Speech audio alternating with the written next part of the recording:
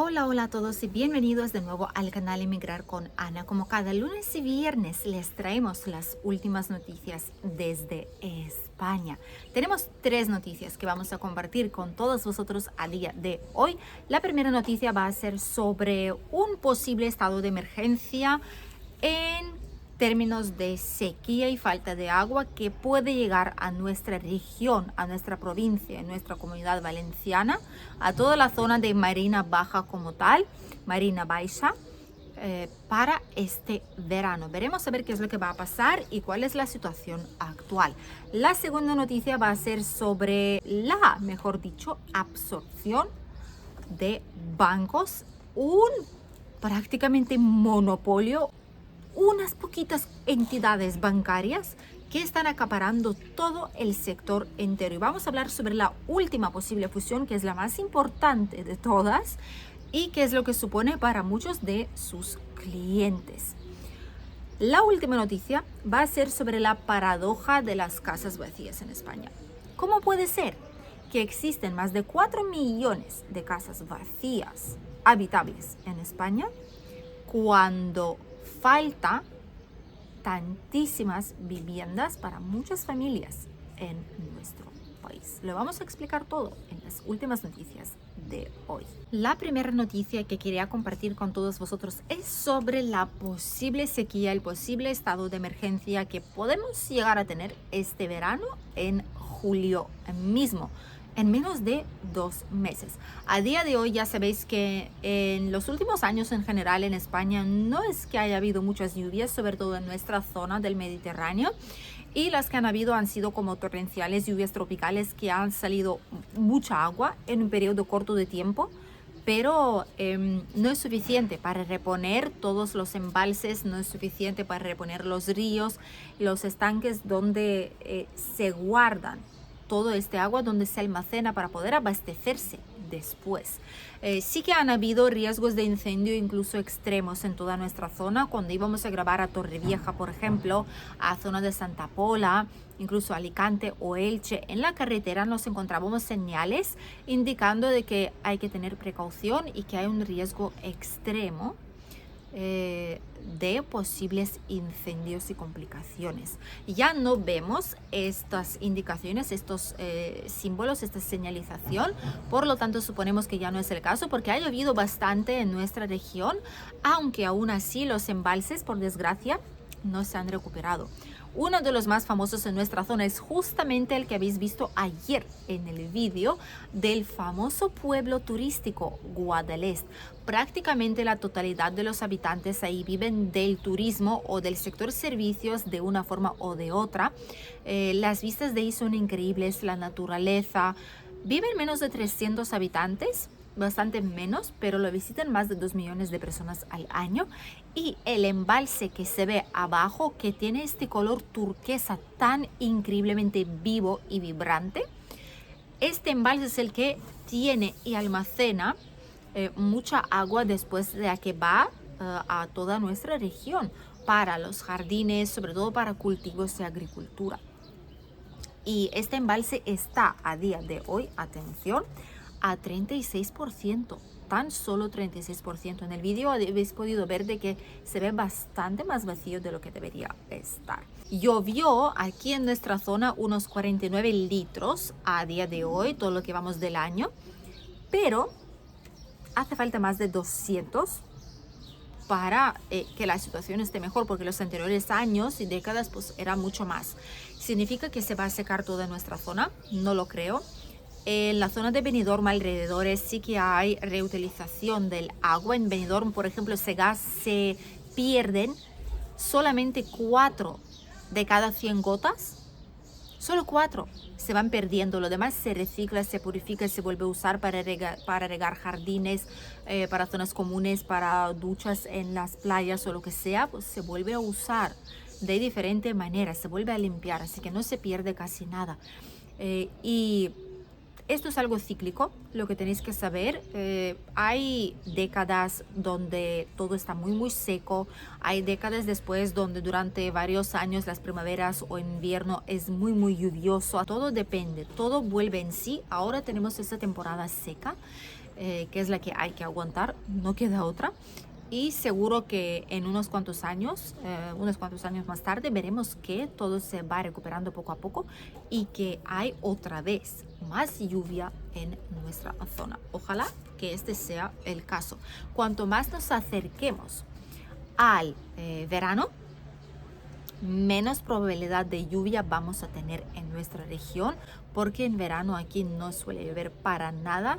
Desde ya a finales de mayo hasta septiembre mismo no suele llover, al no ser que sea algo muy puntual, pero no suele ser el caso. Al menos tanta lluvia como para restablecer los valores normales de embalses y ríos, no creo que vaya a pasar. La segunda noticia que vamos a compartir con todos vosotros es sobre la posible fusión de 2 megabancos en España.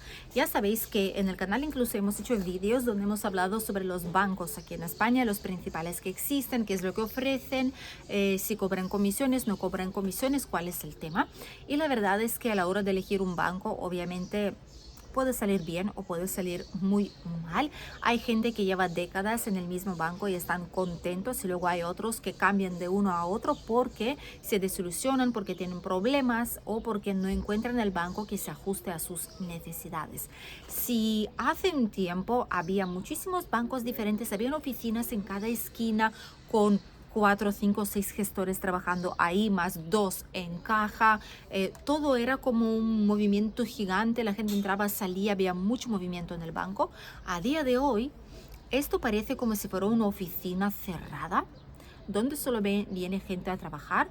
Algunas veces solamente entran los clientes, pero la gran parte de las cosas se suelen hacer ya de forma online. Las cosas de digitalización, ¿no?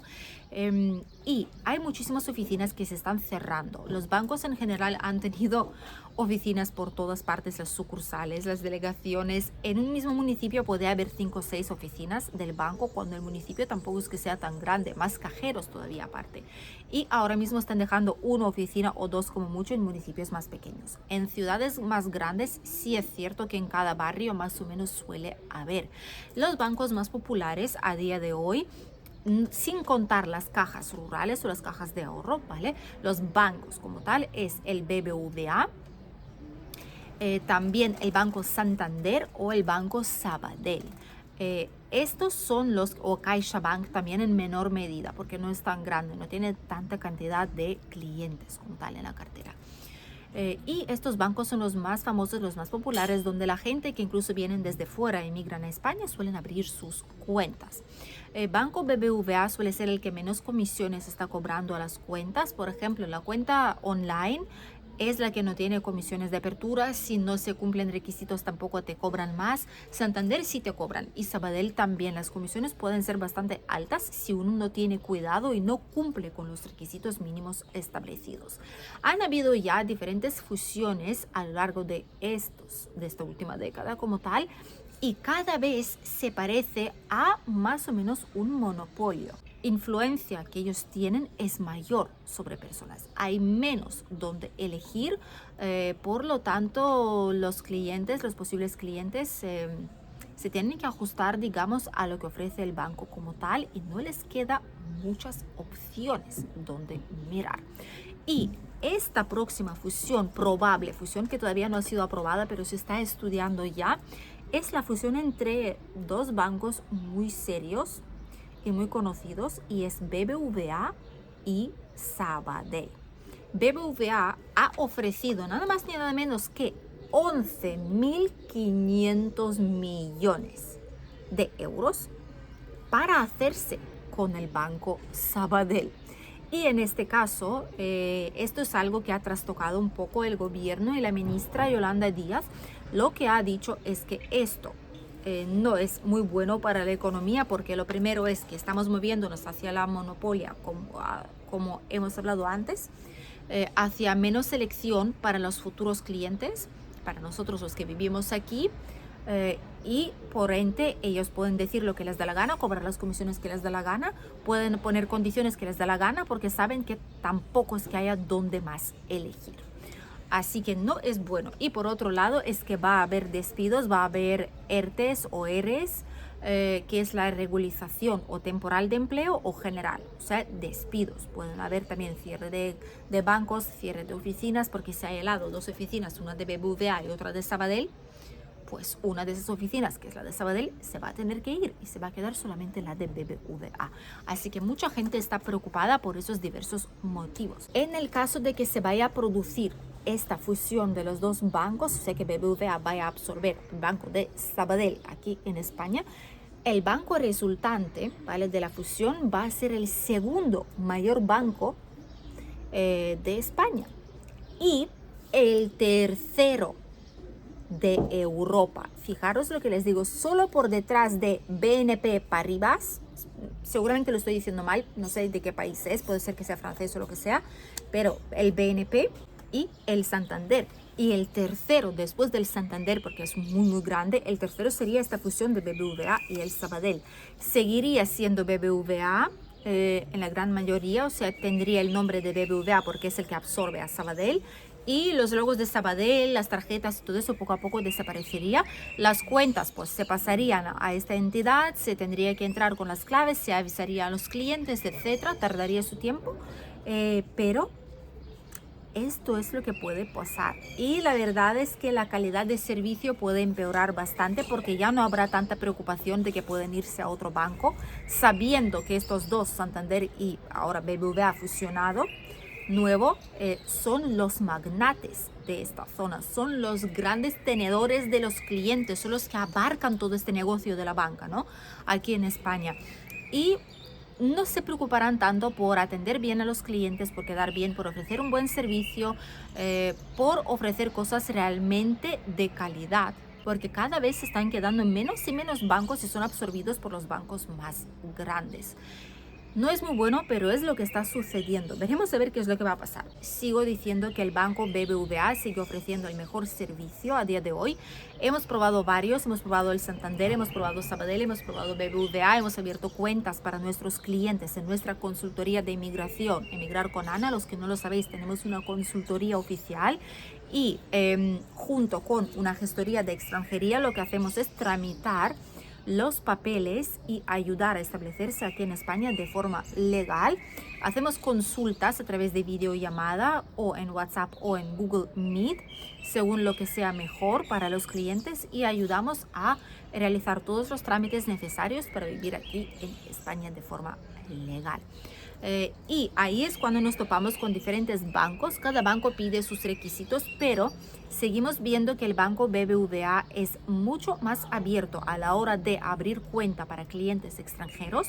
Siguen pidiendo requisitos, esto es cierto, pero sus requisitos son lógicos, sus requisitos son algo esperado por los clientes y algo que se puede proporcionar la mayoría de los casos sin ningún problema. Por lo tanto, este tipo de banco es el mejor para usar, tanto para extranjeros como para la gente que vive aquí. No son comisiones abusivas, el servicio es bueno, se puede hacer muchísimos trámites online a través de la banca online y realmente hay mucha gente contenta con este banco por lo que hemos visto. Así que de todos los que hay o de todos los que se van a quedar, este sería una de nuestras recomendaciones. Después sería Santander, pero Santander es mucho más complicado y pueden dejar incluso la cuenta bloqueada durante cierto tiempo y piden algo más de requisitos. Vamos a hablar sobre la última noticia desde España y es sobre la paradoja de las casas vacías en nuestro país. Curiosamente, a día de hoy hay más o menos 4 millones de viviendas sin habitar aquí en España. Significa que están vacías, que ahí no vive nadie. A la vez, curiosamente, en nuestro país hay una falta tremenda y absurda de vivienda que destroza los precios, que desboca los precios, que aumenta los precios de una forma desproporcionada y casi ridícula. La ubicación, el gran problema de estas viviendas que están vacías, ¿cuál es? La ubicación y el estado de las viviendas. La ubicación suelen ser municipios más pequeños, suelen ser pueblos, poblaciones no muy grandes, fuera de las grandes ciudades.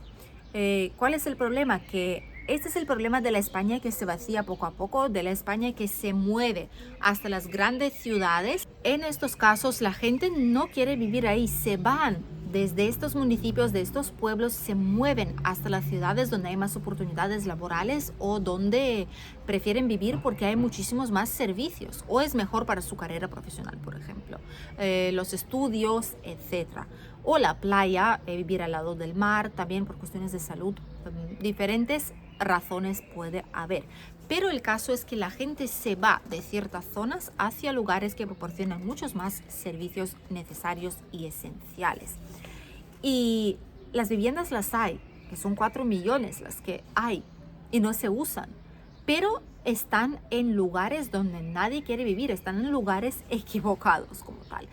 De ahí que tenemos muchas viviendas, pero si nadie quiere vivir ahí, seguirán vacías. El 45%, según la estadística del Instituto Nacional de Estadísticas del INEM, 45% de las viviendas están en municipios de menos de 10.000 habitantes.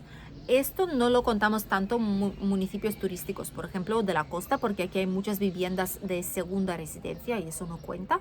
Cuentan viviendas que realmente donde no vive nadie durante mucho tiempo. Hay entre ellos, fijaros, la estadística, en provincias donde más viviendas vacías hay. Ourense, hemos estado ahí en nuestro canal familiar de vlogs, hace un año, ya más de un año. Hemos estado en invierno, el invierno pasado no, el anterior, en 2022, entonces si no me equivoco. Hemos estado en Vigo, en Santiago de Compostela, en Galicia, o sea, y hemos ido a Ourense, a Termas, a visitarlas. Hemos paseado por ahí por las calles diferentes y os le hemos enseñado un poquito, así que si queréis verlo, podéis ir a verlo a nuestro canal familiar, Emigrar con Ana Vlogs, en uno de los apartados de listas de reproducción que son las vacaciones 2022. Lo podéis ver ahí. Y Ourense hay 43,7%, casi 50% de viviendas son vacías. Esto es una auténtica locura. Después le sigue Lugo, curiosamente 37,3%. Galicia, ya vamos por zonas más grandes, ¿vale? Galicia, Teruel, las comunidades autónomas, Castilla y León, Castilla-La Mancha, también concentran una gran parte. Y por ese motivo, también hay tantos pueblos que en internet dicen, este pueblo busca habitantes para reabrir el colegio, para mantenerlo, para mantener servicios, etc. Están en esas zonas justamente, porque de ahí es de donde se van muchas personas hacia otras zonas de España que ofrecen tal vez algo mejor que en esta zona no existe. En la otra punta de todo este problema se encuentran los inquilinos, aquellos que están obligados a tener un piso en alquiler, ya sea por su elección propia o porque no pueden comprar una vivienda de momento, no cuentan con ahorros suficientes o no les aprueban una hipoteca por diversos motivos, que gastan ya a día de hoy más de un 40% de sus ingresos mensuales para cubrir el importe de alquiler. Más de un 40%. Antes se decía que el alquiler es sostenible, digamos, es vivir de alquiler siempre y cuando pagas no más de 30% de tus ingresos mensuales. Ahora ya es más de un 40%. Y si la situación sigue igual, pronto daremos incluso más que un sueldo entero, que de hecho esto pasa en muchas zonas. En nuestra zona se da casi la totalidad de un sueldo mínimo solamente para pagar el alquiler. Y si es una sola persona que trabaja en la familia, es absolutamente inviable. El gran problema viene cuando el anuncio lleva publicado tan solo 10 minutos y en esos 10 minutos cuando tú llamas te dicen, ya me han llamado 20 personas o ya me han llamado 30, 40 personas. En este tiempo tan corto ya han contactado decenas de personas por el mismo anuncio en el que estáis interesados vosotros. Entonces es una pelea constante de que tengo que estar pendiente, nada más llamar, nada más entregar ya la documentación, ir a verlo. Antes uno podía esperar una semana porque sabía que iba a estar disponible la vivienda. Tendrías entre 2 o 3 a elegir o incluso más y podías estar tranquilamente dándole vueltas durante una semanita, después volver a visitarla tal vez y tomar la decisión y sabías que esta propiedad no se iba a ir a ningún lado. Ahora tienes que correr como un loco para poder conseguir una vivienda en alquiler en muchas zonas aquí en España. Porque si no lo haces, te vas a quedar sin nada. Y para la gente que les cuesta tomar decisiones, esta situación sin lugar a duda no es la mejor.